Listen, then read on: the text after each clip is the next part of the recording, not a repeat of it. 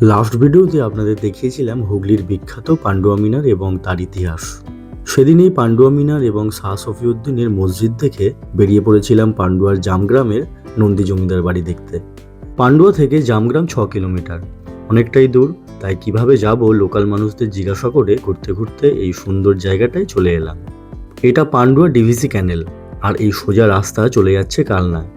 কালনাতেও খুব সুন্দর মন্দির আছে এবং আমি সেখানে গিয়ে অলরেডি ভিডিও করে এসেছিলাম। আমার ইউটিউব চ্যানেল বঙ্গ ব্যাকপ্যাকারে সেগুলো দেখে নিতে পারেন।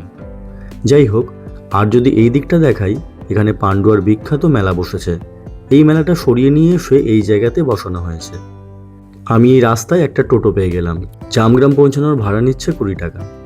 জামগ্রাম যাওয়ার রাস্তাটা এবং আশপাশের প্রাকৃতিক সৌন্দর্যতা কত সুন্দর দেখুন।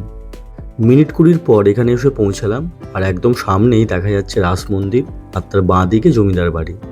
মন্দিরের উপর দিকে বিরাজমান ত্রিদেব, ব্রহ্মা, বিষ্ণু, মহেশ্বর, আর একদম ওপরের চূড়াতে বাঁশি হাতে শ্রীকৃষ্ণ। গ্রাম বাংলার যেসব বনেদি বাড়িতে এখনও দুর্গাপুজো টিকে আছে, তাদের মধ্যে এই নন্দীবাড়ি অন্যতম। দরজা দিয়ে ঢুকলে প্রথমেই চোখে পড়বে দুর্গা দালান, আর সামনের এই দুর্গা মন্দিরে প্রতি বছর এখনও ধুমধাম করে দুর্গাপুজো করা হয়। বাঁ দিকে রাস্তা দিয়ে বাড়ির অন্দরমহলে ঢুকলে ভেতরেও একটি মন্দির দেখতে পাওয়া যায়। এটি রাধাকৃষ্ণের মন্দির। এই নন্দীবাড়ির দুর্গাপুজো প্রায় 250 বছরের পুরনো এবং এই বংশের আদি নিবাস ছিল উত্তর 24 পরগনার হালি শহরের কেউটা গ্রামে। জমিদার বাড়ির সম্পূর্ণ ইতিহাস দেখতে চেক করুন আমার ইউটিউব চ্যানেল বঙ্গ ব্যাকপ্যাকার। দেখা হবে পরবর্তী ভিডিওতে।